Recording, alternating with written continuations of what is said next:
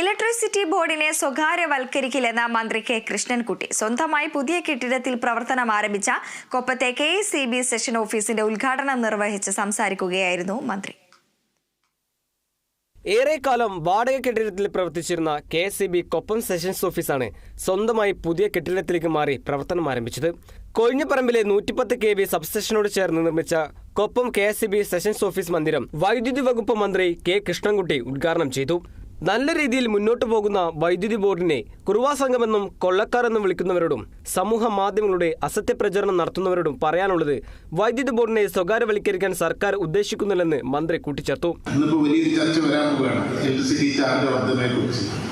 ചെറിയ ചാർജിന് വരുമെന്നാണ് എനിക്ക് പ്രതീക്ഷ.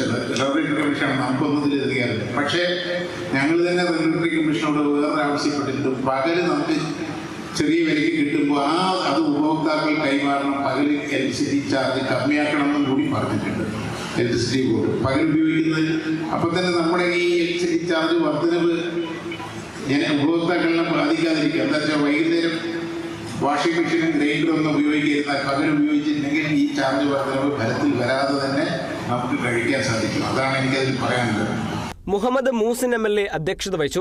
പട്ടാമ്പി ബ്ലോക്ക് പഞ്ചായത്ത് പ്രസിഡന്റ് ഗീതാ മണികണ്ഠൻ, ഗ്രാമപഞ്ചായത്ത് പ്രസിഡന്റുമാരായ T Unnikrishnan, baby Girija, V Ramani, രാഷ്ട്രീയ പാർട്ടി പ്രതിനിധികൾ, വ്യാപാര സംഘടനാ പ്രതിനിധികൾ തുടങ്ങിയവർ പങ്കെടുത്തു. Kerala vision news, Palakkad.